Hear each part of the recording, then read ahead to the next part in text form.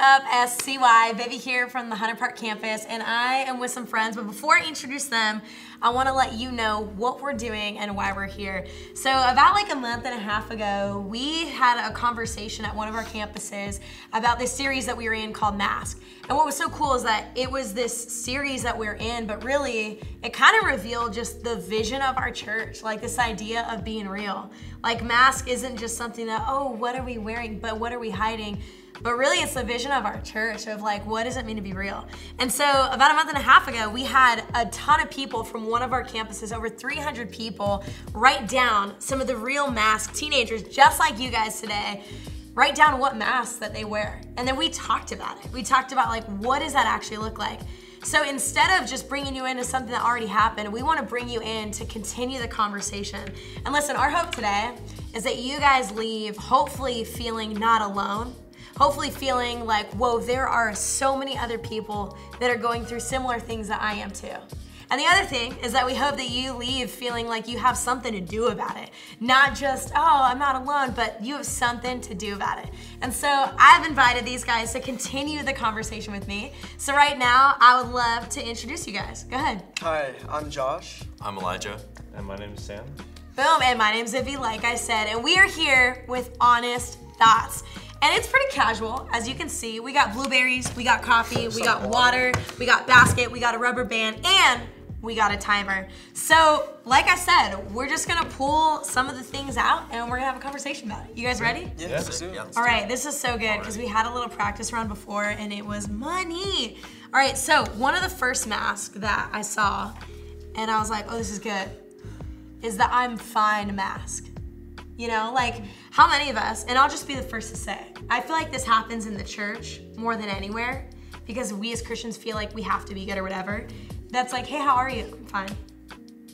But like, how often is that true? You know, like, have you guys ever seen yourselves wearing this mask in your life? Yeah, all the time with all the time, I all love the it. time. Yeah, I mean with especially going somewhere new, you definitely want to be seen. You know, a lot of people want to be noticed for something, and if they're going through a rough time, you know, family divorces are very common.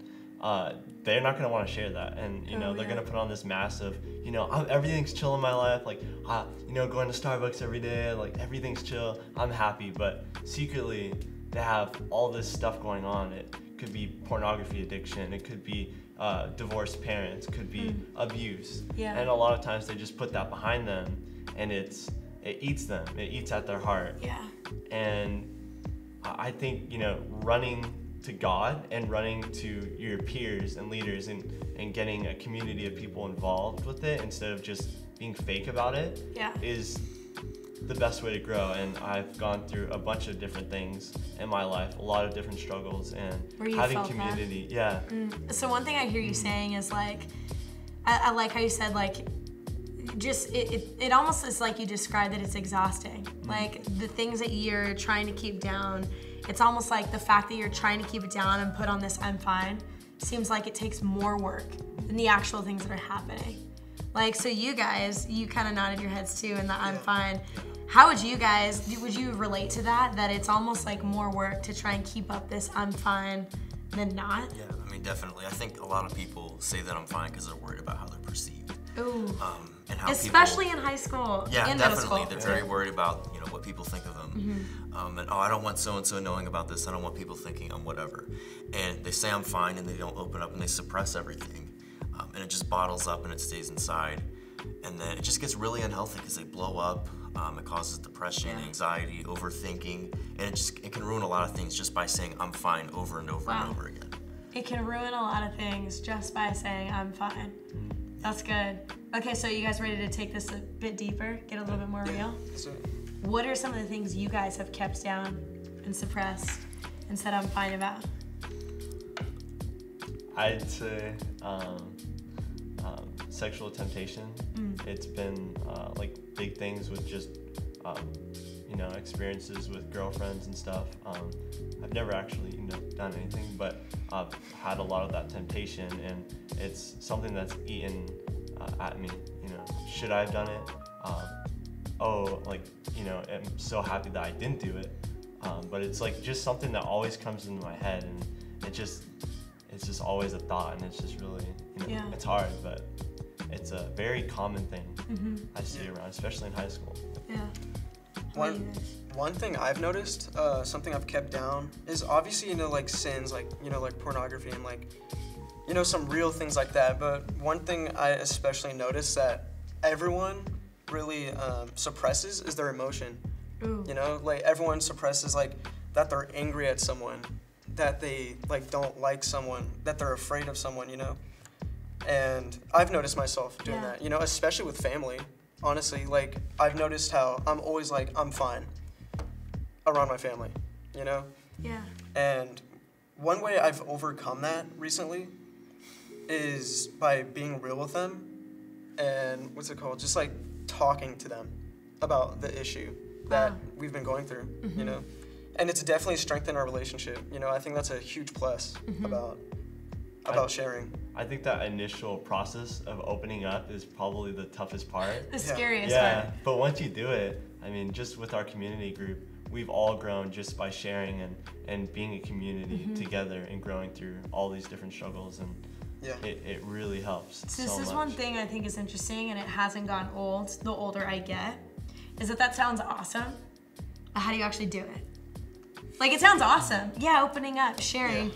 But how do you actually get past the initial scary part? I'd say build a really strong connection, or not even super, super strong. Just build a connection with someone. Go get coffee before and open up to each other. Just, hang out. Just literally do something casual. And then as you guys progress in that relationship with anyone, you guys will start to feel more comfortable and open up. But just something as simple as just going mini golfing or going to get coffee is like the best first way that I've seen it. I know a conversation that we kind of had a little bit before, and it's even on another note card. So one of the other note cards says, my masks are, I'm fine. So we kind of mentioned that one.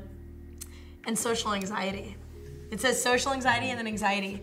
What I hear you guys describing is almost the, like, there is anxiety. And I know all you guys kind of said, like and you could tell them too, like, would you say anxiety has been a thing for you guys? Yeah, definitely. Yeah. And it's like anxiety, I feel like, is one of those terms that's just thrown around. But like, how have you actually experienced anxiety in your lives? I would say my freshman year of high school, I definitely had social anxiety because I put a mask on and I was a completely different person. I was fake. I was, vaping. I was just doing a lot of stupid stuff. And when I would get anxiety whenever someone would break into that mask. When I would come home and my dad would say something, and that mask would break, I would get anxiety because it's like, no, don't mess this up.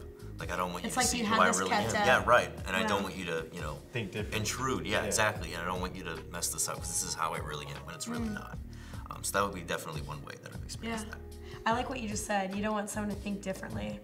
Like when you're describing the good thing of having people to open up to, a bond, great relationship. And I think about, why is it so scary to share what you just said is money? Like, what if they think differently? Yeah. Have you guys felt that before? Yeah, I've definitely felt that before. I was telling you guys this earlier, but I struggle with anxiety to this day. And I usually feel overthinking about what people think of me, overthinking if people trust me, But one way I've overcome that is by reminding myself that the people around me, that the people I trust now, they trust me, and that they love me for who I am, And I know that I won't be judged around people, like you guys, and especially the church. Yeah. That's so cool. For sure. I know even too, like Josh, you haven't been a Christian since you came out the womb. None of us. But I would love to even hear, like, having experienced the, like, oh, what do people think of me at such an early age? But now you know Jesus and know God, but still feel that way. Do you see a difference in how you navigate anxiety then versus now? Then, looking back, I realized I was alone. God wasn't in my life. Christians weren't even really in my life. I hated Christians at the time, Even though Christians were still in my life, like family, looking back, they were the ones that cared about me the most, because they made God a priority in their life. And I've noticed the same thing with me, is that I've noticed how I've been caring about people more because I've made God a priority in my life, you know? Wow, that's so cool. I think what's cool too is like, you know, even just the topic of anxiety or that I'm fine. And really, I feel like we're talking about a lot of emotional things. Yeah. I feel like so often, like you guys are teenage dudes. Yeah. So often it's like girls struggle with anxiety and insecurity. Yeah. Guys struggle with like porn and other things. It's like, Stereotypes. yeah, it's just cool and real to see that anxieties and probably insecurities, like what do people think of me, are things that you guys struggle with too. And just seeing like the truth in it, and even just this conversation, I'm like, oh, it's cool to even connect the dots. Like we were laughing because Josh is cool. You guys can't see him, but he's got a cool look, and it's like, no, this cool guy, he even struggles. Well, okay, let's pick up one of the other masks. One of the other masks that I had seen was, I've been using alcohol as my mask. And I'll just throw in like alcohol, drugs, maybe the wrong crew, parties, things like that. How have you guys used that as a means to cover something that maybe you actually feel, or something else? I would say vaping in 9th grade was kind of I didn't really get pleasure out of doing it, but it was kind of like a void filler. It was kind of like, man, you know, like for a while, I got picked on in school and stuff growing up, and I kind of felt like, you know, minimalized by people, and so that kind of made me feel, okay, this is a crew, this is a you know, group of people that I can chill with, I can kick with, I can, you know, do whatever with, and it was a void filler. It was that void of not feeling included, and that filled that for me. So I would definitely say that's one of the ways that it filled. During that time, I want to just ask you, how did you feel? Did you feel, like, how did you feel going through life with that, you know, mindset of Like just trying to fill this void of, you know, wanting to be a part of something? I mean, honestly, just desperate for attention and recognition for the most part. Just like, and I got that from my parents, you know, which is like, I felt stupid. So like, you know, but I wanted it from kids my age, you know, I wanted to go to school, I wanted to have like a crew, you know, so I definitely think I was just struggling with, you know, my identity, who I thought I was, and just kind of figuring myself out. It was really hard at that time. Yeah, that's exactly how I started off. At first, I was doing it for attention. You know, the guys around me, they were doing it, and then doing it more and more, I ended up slowly becoming addicted to alcohol, and I started dipping into more things like Xanax and alcohol, and then I ended up becoming addicted to Xanax, you know, because that was, I had no way of coping with like real life, you know, because my life was so depressing at the time. It was just, like you said, that void that I would just fill it. And, you know, it was like every day, you know, I couldn't even handle life. And so I would use these substances, these drugs to literally just fill that hole, you know? How old were you when you like really struggled with those things? I started when I was 14. Dang. And that was around the time where I was just like, oh, like I'm gonna do it for recognition, you know? And then as of last year, second semester of junior year, I stopped doing Xanax. And then I had withdrawals, you know, because my body depended on it, you know? And I remember some nights sweating in bed and crying and like literally crying out to God, like, why, you know? Like, even though it was all my fault, I was literally asking God why, you know? Yeah. And it was such a hard time, you know, but I knew, I was like, he's with me. I will get better. I will stop having these withdrawals, you know? Is it weird to think about where you're at in life now versus where you were at then? Like all of you guys? Oh, 100%. Just a 100%. short period of time. I've been coming to Sandals Church for, you know, like 7 months only. And in the span of that, I came from sinning like in such crazy ways. Just with, a lot of things. Just cursing. How I talk to people. I would just curse every other sentence. And in the span of 6-7 months, my life has literally changed because of community, of God, faithfulness, and just responsibility and things I'm saying to people. I need to follow through with it. I'm not going to be someone that's fake and saying all these things and then not do it.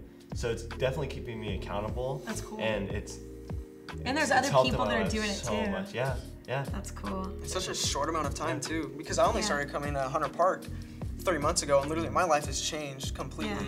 You know, like 3 months ago I look back, and I wasn't even like that strong of a Christian, but now I'm literally the strongest like Christian I've ever been in my entire life. In a span of 3 months? Doesn't that excite you for like the next 3 months? He dropped some crazy knowledge. Seriously. Josh's. Seriously, man. So here's what's so cool about this conversation even too is like, sure, we talked about anxiety, we talked about alcohol, drugs, whatever, we talked different things, But I think the common threads that I'm hearing are like things like identity, things like feeling accepted, things like the honest thoughts that all of us have of like, what do people think of me? And then coming to a place where we can actually talk about it. Like hearing you say, I'm filling a void, but then coming to a place 3 months later where now you're learning a new way to fill that void. And it's not with a matter of what do I think, but it's a matter of what does God think? Yeah. And even inviting other people to speak in your life of like, what do they think? Like I've been reading in John, book in the Bible, the gospel. So John, verse 31 through 32, it's a simple verse, and it says this: to the Jews who had believed him, Jesus said, if you hold to my teaching, you are really my disciples. And this is what I love though about the Bible and just the conversation we had is that sounds nice. That sounds easy. But things like feeling accepted, insecurities, identity, like filling voids, that's what gets in the way of like the good thing of being able to be like, yeah, I know I'm God's disciple, or I know God has me. But then we keep reading, and it's in verse 32 it says, if you are really my disciples if you hold to my teaching. Then in verse 32 it says, then you will know the truth, and the truth will set you free. Like this is what I love about just honest thoughts and these conversations and having a place where you can be real, is none of you guys necessarily talked about how this is how I fixed this problem. You talked about this is how I shared this problem. Yeah. And it sounds like God's just like giving you freedom in that. Like it's a lot more freeing to know you're not the only one struggling with it and people are still gonna love you in it, you know? Well, and I think it's just cool. Like I said, we've got a whole basket full of just different things that people struggle with. But you know, whether it's alcohol or the I'm fine mask or whatever, you know, things like insecurity, identity, acceptance, filling voids, every single one of us probably feels that in some way, shape, or form. And I think just our encouragement is one, hopefully you don't feel alone after hearing some of these guys' real stories. But two, hopefully you feel encouraged that knowing that the first step sometimes is just getting real, listening to a conversation or starting a conversation with people you're around and are in your life, because God's word says it will set you free. Like these guys' stories say it will set you free. And that's our hope, that from this conversation, you don't feel alone, but that you feel like you can be set free too. So pretty much like thanks to you guys for hanging and chatting and being honest. And thanks for you guys to come into this conversation with us. We'd love to hear any thoughts that you guys have in the chats below, like, cause these are real people, real stories. And we can't wait to see how God continues to grow you and being real. Love you guys.